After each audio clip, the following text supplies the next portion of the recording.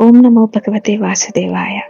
అయితే కృష్ణుడు ఉత్తర గర్భంలో చేరి వెంటనే సుదర్శన చక్రాన్ని అడ్డు పెట్టాడంట. ఇంకా ఆ బ్రహ్మాస్త్రం కృష్ణుడి యొక్క మహిమ చేత తిరిగి వెళ్ళిపోయిందంట. ఇది అంతా కుంతి చూసి ఆశ్చర్యపడింది. కృష్ణుడు చాలా గొప్పవాడు అనుకుని కృష్ణుడిని స్తోత్రం చేయడం ప్రారంభించింది అంట. అయితే కుంతీదేవి కృష్ణుడిని ఒకటి కోరింది అంట. అదేంటి అంటే, మాకు ఎప్పుడు ఆపదలు ఇస్తూ ఉండు అని అన్నదంట. ఎందుకు అలా అంది అంటే, ఆపదలు వచ్చినప్పుడు నువ్వు మాకు దర్శనం ఇస్తావు, నువ్వు మాకు గుర్తొస్తావు, నిన్ను వేడుకుంటాం మా కష్టాలు తీర్చమని, అప్పుడు నువ్వు మా దగ్గరికి వస్తావు అని అన్నదంట. అంతే కదా, మరి మనకి కూడా కష్టాలు వచ్చినప్పుడే కదా దేవుడిని మనసుతో పిలుస్తాం, వాక్కుతో పిలుస్తాం, చేతులు జోడించి పిలుస్తాం. అంటే ఈ 3 ఇంద్రియాలు ఏకమవుతాయి అన్నమాట. అప్పుడు ఇలా 3 ఇంద్రియాలు ఏకమైనప్పుడే మన మొర ఏదైతే ఉందో అది పరమాత్మ చెవిలో పడుతుంది అంట. అయితే ఈ యుధిష్ఠిరుడు రాజ్యంకి వచ్చాక చాలా బాధపడుతున్నాడంట. ఎందుకు అంటే, ఈ గూటి కోసమే కదా నేను బంధువులని, గురువులని, మిగతా వారందరినీ చంపాను అని అనుకుని బాధపడుతున్నాడంట. కానీ శాస్త్రం అయితే చెప్తుంది కదా, శత్రువుని చంపడం క్షత్రియ ధర్మం అని. కావున నువ్వు ధర్మమే చేశావు అని ఎవ్వరు చెప్పినా కూడా నా మనసు అంగీకరించట్లేదు, దుఃఖంతోనే ఉన్నాను ఈ వధలు చేయడం ద్వారా అని అంటున్నాడు యుధిష్ఠిరుడు.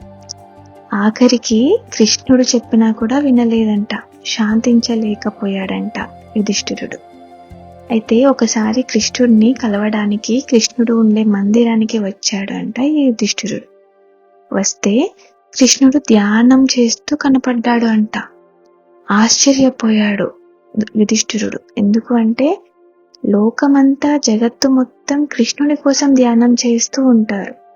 కానీ ఈ కృష్ణుడు ఎవరి గురించి ధ్యానం చేస్తున్నాడు, ఏం తెలుసుకోవడానికి ధ్యానం చేస్తున్నాడు అని అనుకున్నాడంట. కృష్ణుడు ధ్యానం పూర్తిగా అయిపోయాక యుధిష్ఠిరుడు లోపలికి వెళ్ళి అడిగాడంట ఇలాగా, కృష్ణ, ఎవరి గురించి నువ్వు ధ్యానం చేస్తున్నావు చెప్పు అని అన్నాడు. దానికి కృష్ణుడు నవ్వి, భీష్ముడు గురించి అని అన్నాడు. ఎందుకు భీష్ముడి గురించి నువ్వు ధ్యానం చేస్తున్నావు అని అడిగాడంట యుధిష్ఠిరుడు.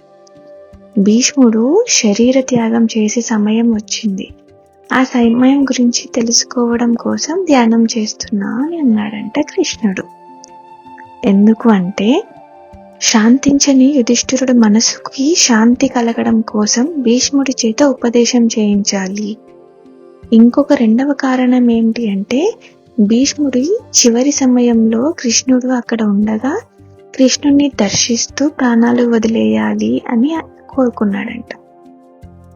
ఇంకేముంది, భీష్ముడి దగ్గరికి వెళ్ళారంట వీళ్ళందరూ కలిసి. వెళ్ళాక కృష్ణుడి గురించి పెద్ద స్తోత్రం చేశాడంట భీష్ముడు. అందులోనూ కృష్ణుడు ఎదురు చూడాలి నేను ప్రాణాలు వదిలేప్పుడు అని అనుకున్నాడంట భీష్ముడు. అసలు ఎందుకు ఇలా అనుకున్నాడు అంటే, ఒక చిన్న కథ ఇందులో ఇన్వాల్వ్ అయ్యింది. అదేంటి అంటే, దుర్యోధనుడు తెలుసు కదా మనకి, అతను భీష్ముడికి పాండవ పక్షపాతి అని ఒక బిరుదు పెట్టాడంట. నిండు సభలో భీష్ముడిని అనేక రకాలుగా అవమానించేవాడు తన మాటల చేత, ప్రవర్తన చేత. అయితే ఇంకా దుర్యోధనుడు ఇలా అంటున్నాడంట, పితామహ, నువ్వు పాండవ పక్షపాతివి, అందుకే మాకు వాళ్ళకి యుద్ధం జరుగుతుంది అని తెలిసినా కూడా నువ్వు మాత్రం మాకు ఆశీర్వాదం ఇవ్వలేవు, ఆశీర్వాదాలు మొత్తం పాండవులకి ఇచ్చావు, నువ్వు అసలు ఎప్పుడయ్యా మా గురించి ఆలోచించింది అని ప్రశ్నించాడంట నిండు సభలో భీష్ముడిని. అలా చాలా రకాల మాటలు అనేసరికి విని విని భీష్ముడు అన్నాడంట ఇలాగా, దుర్యోధన, అలా మాట్లాడకయ్యా, నీకు అయినా పాండవులకైనా నేను తాతనే, ఇద్దరు నాకు ఒకటే అని అన్నాడంట. నిజంగా నువ్వు కనుక అలా సమానమైన భావన కలిగి ఉంటే ఈ యుద్ధంలో మాకు విజయం కలిగేలా ఆశీర్వాదం చేయవయ్యా అని ఇరికించేశాడంట దుర్యోధనుడు. అయితే అలా అనేసరికి భీష్ముడికి వెంటనే పౌరుషం వచ్చిందంట. ఏంటి దుర్యోధన, నేను ఆశీర్వచనం చేయననుకుంటున్నావా? సరే, నువ్వు ఒక పని చేయి. నేను ఇవాళ అర్ధరాత్రి సమయంలో ధ్యాన నిమగ్నుడనై ఉంటాను. ఆ సమయంలో పరమాత్మ నా హృదయంలో ఉంటారు. నేను ఆ పరమాత్మనే దర్శించే సమయంలో నీ భార్యని నువ్వు నా దగ్గరికి పంపించు. నేను సుమంగళి భవ అని ఆశీర్వచనం చేస్తాను అని అంటాడు భీష్మ పితామహ. అయితే ఆవిడ సుమంగళి అయితే నువ్వు బతికే ఉంటావు కదా, నువ్వు చనిపోవు కదా యుద్ధంలో అని అంటాడు. నువ్వు చనిపోకపోతే విజయం నీకే లభించినట్టే కదా అని కూడా అంటాడు. ఆ మాటలకి దుర్యోధనుడు చాలా సంతోషించి, సరే అయితే నా భార్యని పంపిస్తాను అని అన్నాడు. వెంటనే తన భార్యకి చెప్తాడు ఇలాగా, నువ్వు అర్ధరాత్రి సరిగ్గా 12 గంటలకి నువ్వు తాత దగ్గరికి వెళ్ళు. తాత ధ్యాన నిమగ్నుడై ఉంటాడు. నువ్వు వెళ్ళి అప్పుడు వెంటనే తాతతో ఈ మాటను, తాత నేను వచ్చాను అని అనేసేయ్. వెంటనే ఆయన ఆశీర్వచనం ఇస్తాడు నీకు, సుమంగళి భవ అని. అలా ఆశీర్వచనం పుచ్చుకుని రా, యుద్ధంలో మనదే విజయం ఇంకా అని అన్నాడంట దుర్యోధనుడు తన భార్యతోటి. అయితే ఇదంతా విని భార్య సరే అని అంటుందంట. అయితే సభలో భీష్ముడు ఈ విధమైన వరం ఇచ్చాడు అని కృష్ణుడి చెవిలో పడింది అంట, ఎలాగో అలాగా.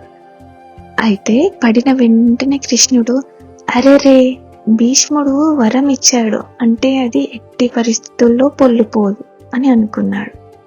తప్పనిసరిగా అది జరిగి తీరుతుంది. అయితే భీష్ముడు అధర్మం వైపు ఉండి వాళ్ళకి వరం ఇచ్చి గెలిపించాలి అనుకుంటే ఇంకా నేను వైకుంఠం నుంచి వచ్చిన పనేంటి అని అనుకున్నాడంట కృష్ణుడు. అయితే నేను వచ్చిందే ధర్మ సంస్థాపన చేయడానికి అని ఆలోచిస్తూ ఉన్నాడంట, ఏం చేయాలి అని. వెంటనే ఒక ఆలోచన వచ్చిందంట. వెంటనే ద్రౌపది దగ్గరికి వెళ్ళాడు. ద్రౌపది దగ్గరికి వెళ్ళి, ఓ ద్రౌపది, ఏంటి ఇలా ఇంకా నిద్రపోతున్నావు, లే లే లే అని అన్నాడంట. ఏమైంది కృష్ణ అని అందంట ద్రౌపది. నువ్వు వెంటనే తాత దగ్గరికి బయలుదేరి వెళ్ళాలి అని అన్నాడంట. ఎందుకు ఇంత అర్ధరాత్రి తాత దగ్గరికి అని ప్రశ్నించిందంట ద్రౌపది. నేను చెప్పింది నువ్వు చేయవమ్మా, అది చాలు అని అన్నాడంట కృష్ణుడు. అలా చెప్పి నువ్వు వెంటనే సిద్ధమవ్వు అని అన్నాడంట. నేను ఇప్పుడే వస్తాను అన్నాడు. అలా అని వెంటనే దుర్యోధనుడి ఇంటికి వెళ్ళాడు. అక్కడికి వెళ్ళినప్పుడు దుర్యోధనుడు వేషంలో వెళ్ళాడంట. వెళ్ళి అక్కడ అప్పటికే సిద్ధమవుతున్న దుర్యోధనుడి భార్యని చూసి, ఎక్కడికే బయలుదేరావు అని అన్నాడంట. అదేంటండి, మీరే కదా చెప్పారు తాత దగ్గరికి వెళ్ళి ఆశీర్వచనం తీసుకునిరా అని అని అన్నదంట.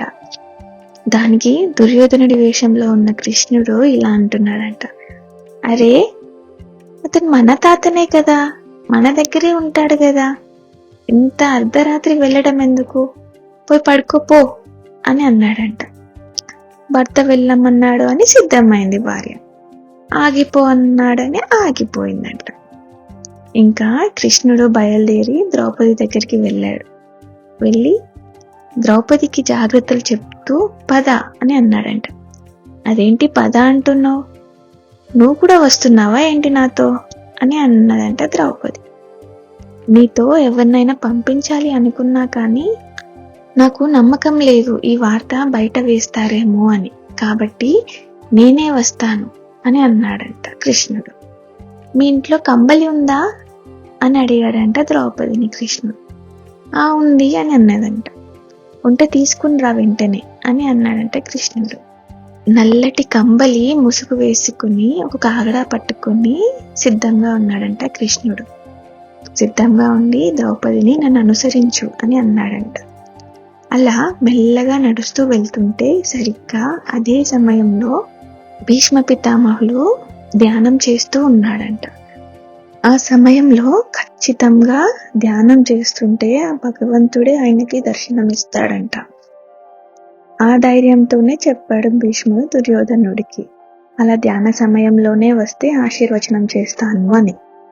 అలా ధ్యానం చేస్తుంటే భీష్ముడికి పరమాత్మ అస్సలు దర్శనం ఇవ్వట్లేదంట. బదులుగా ఎవరో ముసుగు దొంగ కనిపిస్తున్నాడంట. అదేంటి ముసుగు దొంగ కనిపిస్తున్నాడు, మళ్ళీ వెనకాల ఇంకెవరో కనిపిస్తున్నారు అని వెంటనే ధ్యానం ఆపేశాడంట. మళ్ళీ కాసేపు ఆగి ధ్యానంలో కూర్చుంటే మళ్ళీ ముసుగు దొంగనే కనిపిస్తున్నాడు. మళ్ళీ అదే కాగడా పట్టుకుని నడుస్తూ వస్తున్నాడు.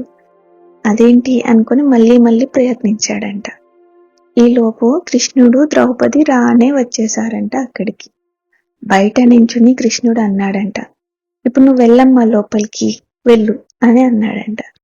అదేంటి కృష్ణ, నన్ను నువ్వు వెళ్ళు అంటున్నావు, నువ్వు రావా అని అడిగిందంట. నేను రాను నువ్వే వెళ్ళు అని అన్నాడంట కృష్ణుడు. కానీ జాగ్రత్తగా వెళ్ళు, నువ్వెవరో తెలియకూడదు. ఆయన ధ్యానంలో ఉంటారు కదా, తాత నేను వచ్చాను అని నమస్కారం చేయి. వెంటనే ఆయన సుమంగళి భవ అని కళ్ళు తెరిచి నిన్ను చూస్తాడు. ఎప్పుడైతే ఆయన ఆశీర్వచనం చేస్తాడో టక్కున లేచి నువ్వు కనిపించు అని అన్నాడంట. ద్రౌపది అలానే చేసింది. వెంటనే భీష్ముడు ద్రౌపదితో ఇలా అన్నాడంట, అదేంటి ద్రౌపది నువ్వొచ్చావేంటి అని అన్నాడంట. అదేంటి తాత నువ్వే రమ్మన్నావంట కదా, నువ్వు సుమంగళి భవ అని ఆశీర్వచనం చేస్తాను అని చెప్పావంట కదా. అవును అన్నాను, కానీ అది నీ గురించి కాదు కదా, ఆ దుర్యోధనుడి భార్య గురించి కదా నేను అన్నాను. ఇప్పుడు అర్థమైంది, నీతో కృష్ణుడు వచ్చాడు కదా అంటే అవును వచ్చాడు అని అన్నదంట ద్రౌపది. ముసుగు కప్పుకున్నాడు కదా అంటే అవును కప్పుకున్నాడు అని అన్నదంట. ఉన్నాడా బయట అంటే ఉన్నాడు తాత అని అన్నదంట. పిలువు ఒకసారి లోపలికి అని అన్నాడంట భీష్ముడు. కృష్ణుడిని వెంటనే లోపలికి పిలిచారంట.